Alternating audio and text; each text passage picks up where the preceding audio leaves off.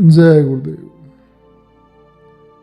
परम पूज्य बाबा जय गुरुदेव जी महाराज के गुरु भाई श्री VH लुल्ला साहब, उन्होंने समय समय पर परम पूज्य स्वामी जी महाराज से जुड़े कई संस्मरण प्रेमियों को सुनाए।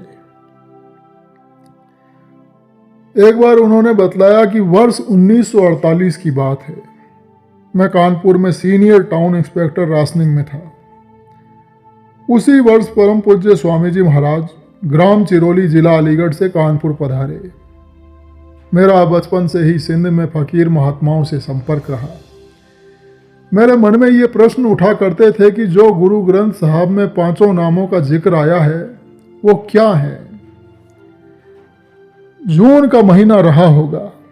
मेरे एक मित्र डॉक्टर कमला शर्मा ने एक दिन मुझसे कहा कि एक ऐसा महात्मा आ रहा है जो कान और आंख खोल देता है। मैंने कहा कि हमको भी दर्शन करा देना। तो उसी समय स्वामी जी महाराज कानपुर आए और डॉक्टर संकटा प्रसाद के यहाँ 5 नवंबर गुमटी में ठहरे। साथ में बाबा जय गुरुदेव जी भी थे।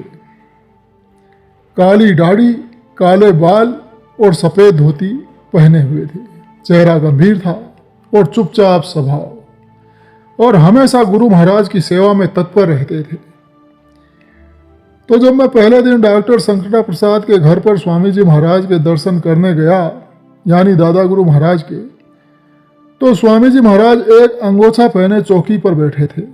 सुंदर सफेद दाढ़ी, सिर पर बीच में बालों का ऊंचा जूड़ा और आंखों में हीरा मोती जैसी चमक।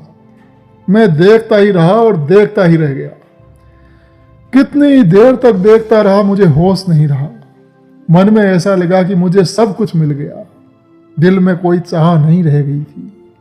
स्वामी जी महाराज का सत्संग, यानी दादा गुरु महाराज का सत्संग रोज सुबह और रात को होता था। हमारे दफ्तर का समय 10 से 5 था और सत्संग के लिए दोनों वक्त हम जाते थे। जब स्वामी जी सत्संग करते थे तो आंखें एकटक उनको देखती रहती थी और इच्छा होती थी कि सत्संग सुनता ही रहूं। स्वामी जी सार वचन और घट रामायण से ही सत्संग करते थे। हमारे चाचा जी शिव भगवान की पूजा करते थे और हमको जब देखते थे कि सवेरे साइकिल पर सत्संग में जाता हूँ, फिर लौटकर दफ्तर जाता हूँ और फिर शाम को स्वामी जी के सत्संग में चला जाता हूँ, तो कहते थे कि तुम इतने दुबले पतले हो और इतना आते जाते हो, तुम्हें थकावट नहीं लगती। मैंने कहा कि मुझे सत्संग से ऐसी शक्ति और खुराक मिलती है कि थकावट का नाम निशान नहीं।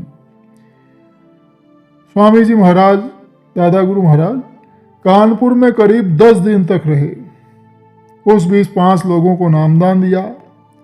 पहला संकटा प्रसाद और उनकी पत्नी, दूसरे बनारस के मैनेजर साहब श्री नारायण लाल श्रीवास्तव जी और उनकी पत्नी, और मुझे अलग अलग 3 दिनों में नामदान दिया। संकटा प्रसाद और मैनेजर साहब श्री नारायण जी दोनों साधु भाई थे। उनके बीच ये तय हुआ था कि पहले जिसको सच्चा गुरु मिल जाएगा तो वो दूसरे को इत्तला कर देगा तुरंत। तो जब संकटा प्रसाद जी ने श्री नारायण जी को तार भेजा कि हमको सच्चा गुरु मिल गया है, तुरंत आ जाओ, तो दोनों बनारस से आए और उन्हें नामदान मिल गया। मुझे पहली रात में ही अनुभव हुआ कि गुरु सच्चा है और हमको पार उतार देगा। स्वामी जी अपने गांव फिर चिरोली लौट गए। उसी वर्ष फिर स्वामी जी की तबीयत खराब हुई। जाड़े के दिन थे तो बाबा जय गुरुदेव जी महाराज मुझे और संकटा प्रसाद जी को चिरोली में बुला लिए। होम्योपैथिक दवा दी गई तो थोड़ा आराम हो गया। फिर स्वामी जी वैद्य जी की दवा के लिए अलीगढ़ प्यारेलाल जी पाठक के यहाँ उनके घर चले गए। चिरोली में एक दिन डॉक्टर संकटा प्रसाद और मैं अकेले में स्वामी जी के साथ बैठे थे। तो संकटा प्रसाद जी ने स्वामी जी से कहा कि स्वामी जी, अगर आप चले जाएंगे तो हमको कौन संभालेगा? हमें आपके चरणों में आए अभी थोड़े ही दिन हुए हैं। तो ये सुनकर स्वामी जी मुस्कुराए और बाबा जय गुरुदेव जी महाराज की तरफ संकेत करके कहा कि ये तो हैं ही। संकटा प्रसाद जी का ये प्रश्न सीधे भाव में कहा गया था और हम लोगों को भविष्य के लिए एक फिर सहारा मिल गया। और फिर बाबा जय गुरुदेव जी महाराज ने संगत की सारी कमान संभाली। जय गुरुदेव।